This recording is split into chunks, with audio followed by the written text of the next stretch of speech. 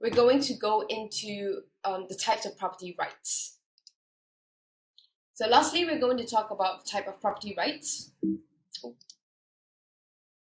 So I have this nice little table summarized here. Okay, basically it's the types of properties, the explanation of what they are, the real world example, as well as the crypto world example. Gives you a very a quick overview of understanding what are the kind of property rights are available out there, what are the types of property rights, as well as the explanation. So then you understand, okay, these are the general classifications of property rights, and you know where your tokens kind of fit into. And this is just a general classification, okay?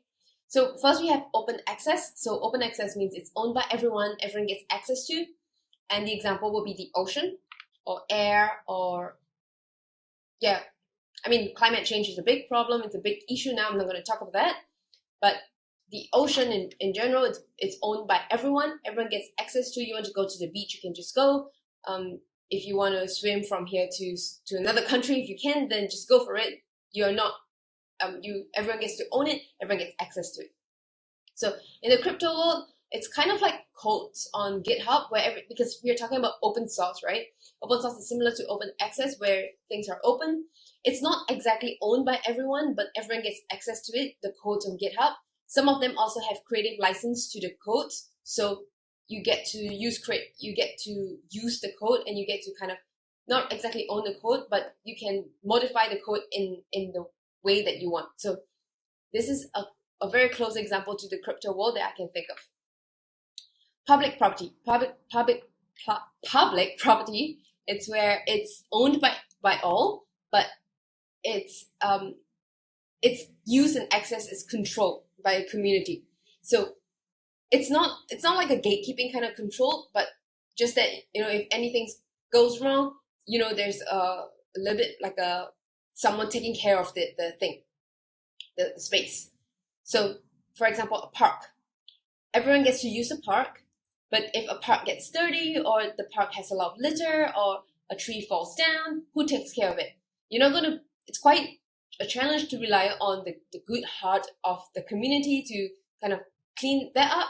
So usually you have like park rangers, or you have the government taking care of the parks, and they hire people to be cleaning the parks. So in the same vein, it'd be something like Ethereum blockchain. So everyone gets to go into Ethereum blockchain, and everyone gets to participate and be a miner, be a validator, be just a ether holder, or you can be a developer that builds on Ethereum. Anyone can has access to it. So, but it's also, you kind of own it if you have if you have Ether. So you don't exactly own it, but you are part of the Ethereum blockchain network and ecosystem. But who takes care of it? You have the Ethereum Foundation, where people are constantly looking at how to improve Ethereum, how if we want to vote on Ethereum, do you want to hard fork on Ethereum, or if there's a hack, what happens?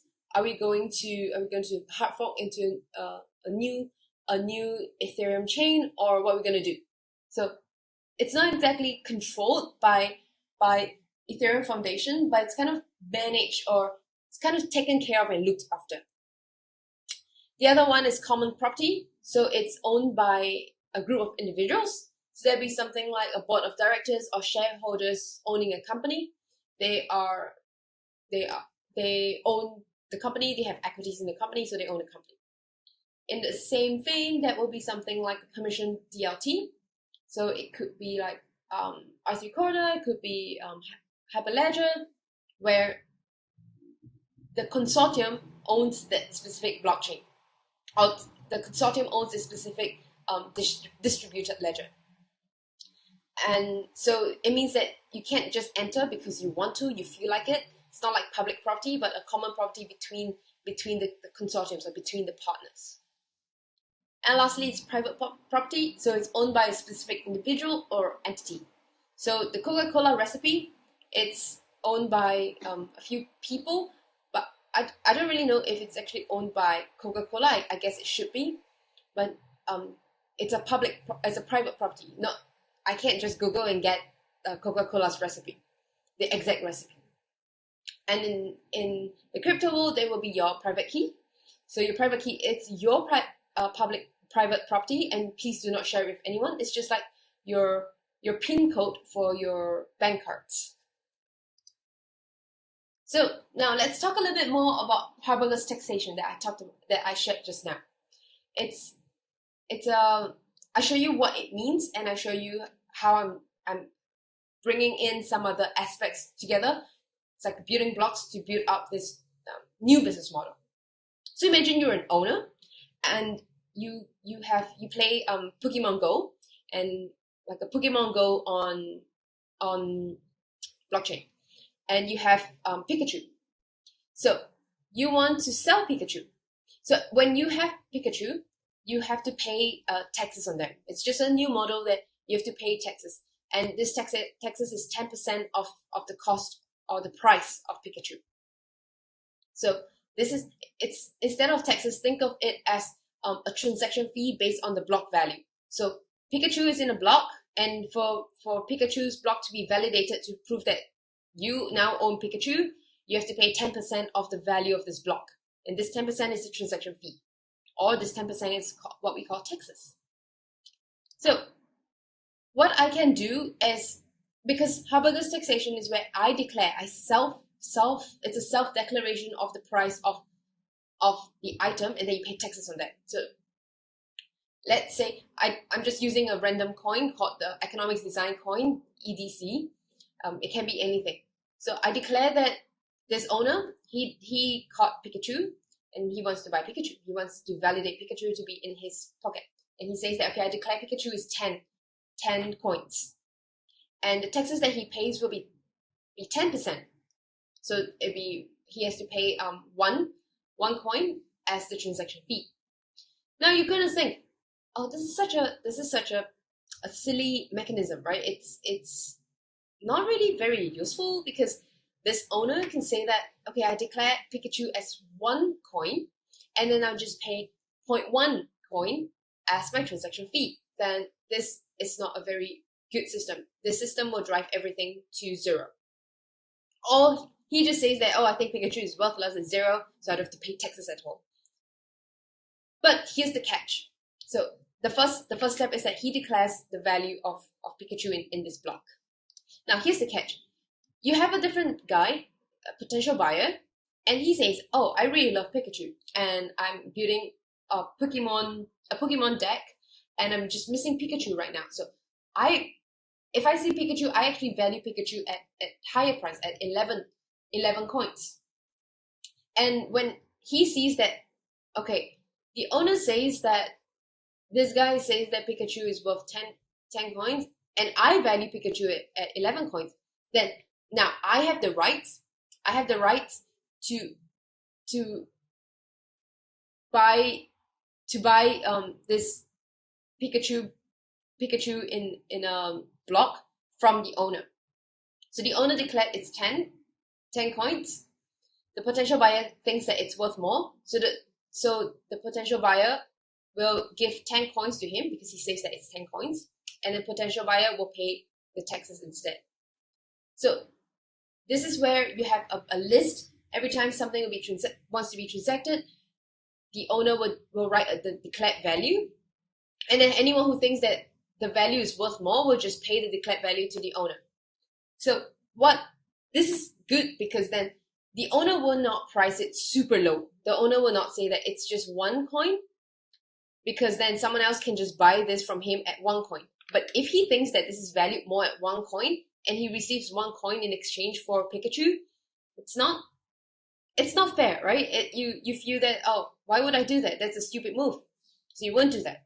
You also won't price it so high that a potential buyer will not buy it, because you have to pay taxes, remember? So then you will price the right value. And this kind of mechanisms, we call them self-governing mechanisms. So self-governing because he will not price too high, he will not price too high, he also will not price too low. He will price just at the value that he thinks it is. Why? Because if this is being sold, he's compensated for the value, which is 10 coins. He's compensated for the value he thinks the item is worth. So this is a self-governing mechanism, and this is what Harburger's taxation is about. Now, what we want to do now is how we're going to put that in art or in digital assets. So let's make a very simple case study where the artist, what the objective of the artist creating the art is to continuously benefit from the art they create and to ensure the art keeps changing hands. So firstly, he wants to continue benefiting from the art he creates. What does that mean? It means that when his art is transacted somewhere else, he continues to gain from it. And the second thing is he wants to make sure that art keeps changing hands. That means the art keeps getting sold. Why? Because this is a form of network effects for the artist. Because then, as more people get their hands on the art, as more people get to know about the art, people also get to know about the artist, and then that's basically network effects for the artist. People know more about him, people are more willing to buy his stuff.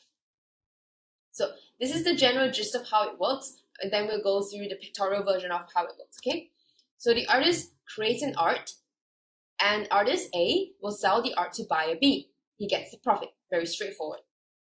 So I'm an artist, I create an art, someone buys it from me, and I gain the profit. This is whatever that is in existence today. Now, B will always have to state a selling price. So maybe at every period, maybe every 2 weeks, he has to state the price that he values the art for. And he can he pays a monthly fee to keep it, like a very small amount, like 2%, or he sells the art to a different guy, consumer, because the consumer thinks that, oh, I value the art more and I would want to buy it from you. So he either pays a small fee or it's being sold to a consumer. And then, so yeah, B either pays the fee or B keeps the profit. And when B transacts the art, a transaction fee is created, and the transaction fee will go back to A, artist. So transaction fees will always be given to artists. That's the general gist. Ooh. So that's the general gist. Let's understand how it works now. Okay, so this is how it works in digital art. We're talking about primary market. We talked about primary market last lesson as well. Primary and secondary market. Firstly, an artist creates art. So this is like a little egg, a little egg, and it will hatch, or it's just a fancy art in a block. Then he sells it to the buyer. He prices it at 15 coins, and buyer thinks that it's worth it. And so this should be 15 coins, yeah? So he sells it to the buyer, and the buyer will give the coins to the artist. So the artist just gains pure profit. That's the general market that exists anyway. Now, in the secondary market, when a buyer resells the art to someone else, so imagine a Picasso art, it's continuously being sold, and when it's being sold, every time it's being sold, who earns the money? The buyer earns the money, right? The buyer keeps the profits. But as an artist, as the main artist, the main dude that actually created the thing, do you think he also deserves some rights to gain some rights to the kind of future profits that the art creates or the art will possess? So what can we do instead? Instead of giving instead of the buyer getting everything, all the profits, maybe we can bring the artist into the picture. How does that look like? So now we have the primary market and secondary market together. So primary market is just artist and buyer. Secondary market is the buyer and the rest of the world. So in the primary market, this is where the artist, the same thing, the artist creates, the artist sells to the buyer, and the buyer keeps the art. And now, because we have this new taxation method, the buyer has to continuously tell people that this is the price of art. The art is worth whatever amount. The art is valued at whatever amount to the buyer. And the buyer will then pay a small fee every month, or the buyer the small fee can be to the artist foundation, to a charity foundation, whatever. But this amount has to be paid every month, so that it mandates that the buyer has to state the price of the art. Now, a consumer comes along and says that, oh, I want to buy your art. So in the first period, artists create art. Art was sold at 15 coins. As the time goes, the buyer really loves this art, and the buyer says that, okay, I love this art so much. I value this art at 100 coins now, because I love it so much. Everyone keeps complimenting me. The status of the artist has also risen. So the artist is now like a Dali level, very high appreciated artist. So now the valuation I have for my art also increases, because the value of the artist also increased. So now I value the art at 100 coins. And someone says, well, I really love this artist too. I've been following him, and I think your egg value at 100 coins is something that I want to buy. So he buys the 100 coin. He buys it for 100 coins. Now the difference is 75 coins, right? And so basically the buyer gets to keep 75 coins. But because now we introduce a new model where 10% of the transaction goes to the artist. So 10% of the transaction goes to the artist, and so 10 tokens will actually go to the artist. And every time the consumer continues to sell, every time there's a transaction, every time a transaction happens, the artist will always take 10%, and then the buyer will take the remaining difference, which is 100 minus, he makes 100 minus the initial 15, and then minus this 10% that was given away. So the buyer makes 75 coins. And this is a very, very small model of how Harburger's taxation can work in digital art. Or it doesn't even have to be art. It can be stuff like, when you have online games and you have weapons and like skins for your game and stuff like that. It can also work.